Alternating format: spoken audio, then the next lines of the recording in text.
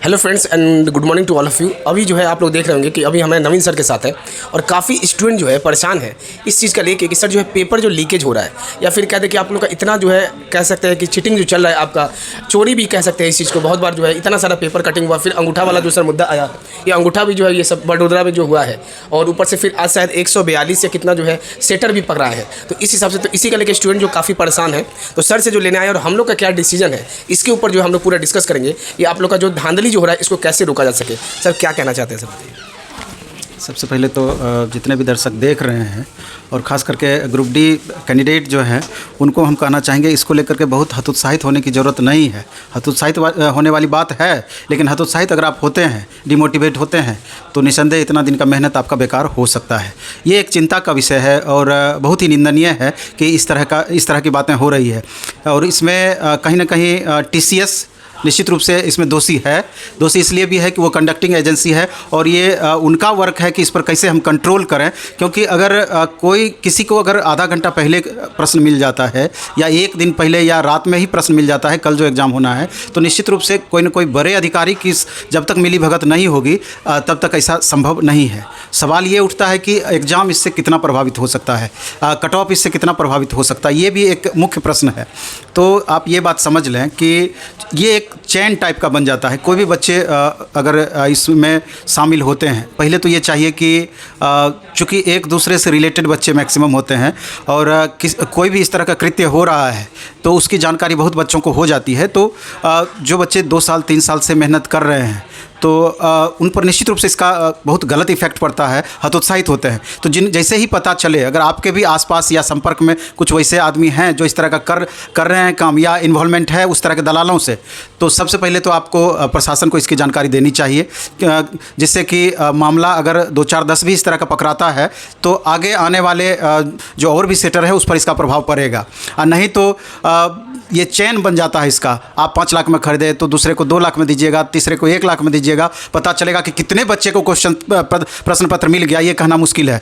तो डिपेंड इसी पर कट ऑफ हो जाएगा कि अगर मान लीजिए कि 10-20 हज़ार 50 हज़ार बच्चों को मिल गया तो फिर और ज़्यादा परेशानी हो सकती है। तो हम तो सीधा से यही कहना चाहेंगे कि इग्नोर करना है। इग्नोर ये करना है कि ये मान करके चलना है कि 1 लाख वैकेंसी है तो 10% 15% वैकेंसी को हम इग्नोर करते हैं। क्योंकि हमको नहीं लगता है कि अभी तक जो भी गड़बड़ी हुआ होगा तो 5,000 10,000 15,000 बच्चों से ज़्यादा को प्रश्न पत्र मिला होगा। तो अगर हम ये मान करके तैयारी आगे अपना कंटिन्यू रखते हैं कि चलिए 80,000 वैकेंसी या 90,000 वैकेंसी पर ही हम फाइट कर रहे हैं, तो अभी जो आप अंदर परेशानी फील कर रहे हैं थोड़ा सा इससे बच पाइएगा। नहीं तो कहीं दिमाग में ये बात सेट हो गया कि हम पढ़ाई करके इतना दिन मेहनत करके क्या किए या इतना दिन मेहनत करके हम क्या करें, जब प्रश्न पत्र ही लगातार लीक हो जा रहा है तो हो सकता है कि इसमें रेलवे कैंसिल कर दे, हो सकता है कि जिस दिन का प्रश्न पत्र पकड़ा है उस दिन का कैंसिल कर दे।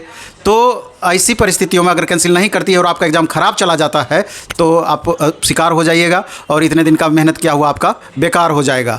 तो सबसे बड़ी बात है कि जितना भी हम लोगों से बन पड़ेगा, अगर आपको लगता है कि उचित उस तरह का सबूत मिलता है तो हम लोग इस मुद्दे को व्यापक तौर पर उठाएंगे और कोशिश करेंगे कि अभी तक का जो प्रोसेस हुआ है ये आगे ना हो और उचित जाँच की भी मांग करेंगे कि अगर TCS के कोई अधिकारी इसमें शामिल हो तो उनको कड़ी से कड़ी सज़ा मिलनी चाहिए।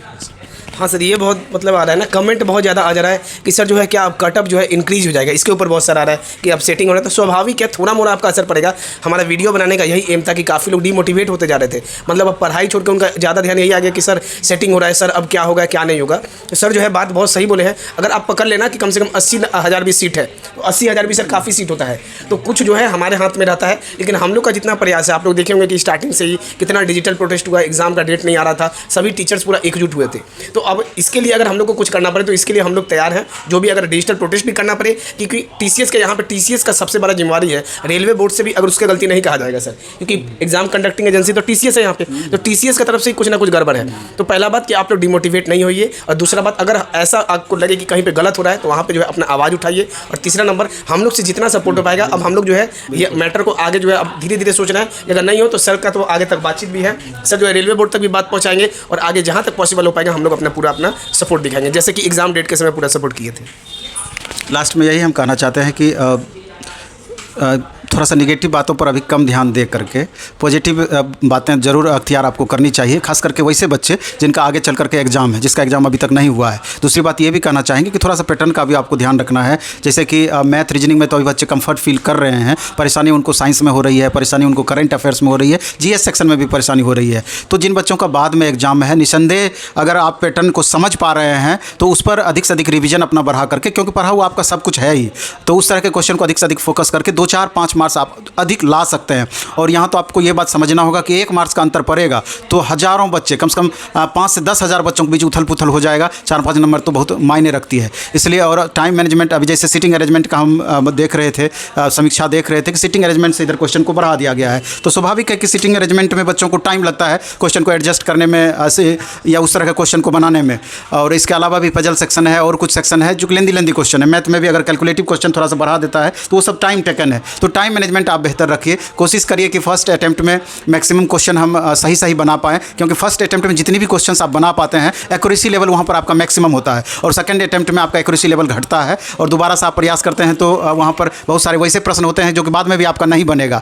तो लेकिन फर्स्ट बार में 1 से लेकर 100 तक आप निश्चित रूप से देख जाएं, और तब सेकंड बार में जो छूटे हुए क्वेश्चन को बनाएंगे तो उससे आपको अधिक से अधिक लाभ होगा। नहीं तो पता चलेगा कि 90 क्वेश्चन बनाते बनाते आपका टाइम ओवर हो गया, और लास्ट में पता चलेगा 10 क्वेश्चन ऐसा था कि अगर 1-2 मिनट भी आप समय दे पाते तो 4-5 क्वेश्चन आप सही कर पाते। उस समय अफसोस बहुत ज़्यादा होता है। इसलिए अगर शुरू से टाइम मैनेजमेंट रखेंगे तो मेरे ख्याल से ये सब दिक्कत नहीं होगी। फिर से हम दोबारा से आपको कह देना चाहते हैं कि ये जांच का विषय है। अभी जो भी बातें हो रही है इस पर आपको ज़्यादा निगेटिव अप्रोच नहीं लेना है, और तैयारी पर अपना फोकस बढ़ाना है।